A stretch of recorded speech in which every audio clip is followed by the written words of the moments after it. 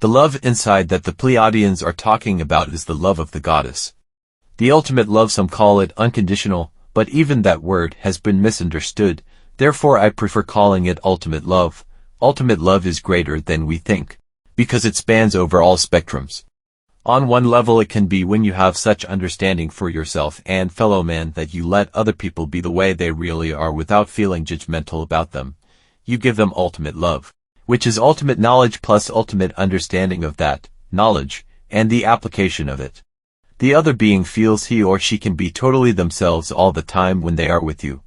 Whether they are sad, angry, happy, quiet, chatty, when you show this attribute, the other person will eventually peel off their layers of pretense and persona they have taken on in this lifetime and previous ones, just to please other people in hope of being accepted by people and society as a whole.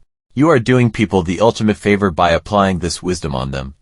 The reason I am not using the term unconditional love anymore is because I noticed how it had been misunderstood and misused, so the person who tried to practice it became a target for those who wanted to hurt them.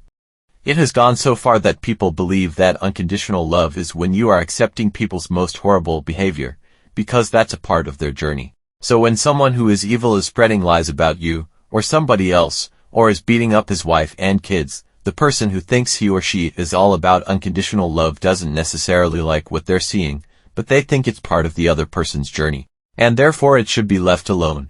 Ultimate love, on the other hand, is when you have a person in front of you whom you know is beating his wife, and dare to confront him with it. You have such an ethics presence that you can go up to a person that is evil and tell them what they're doing is destructive and not acceptable behavior.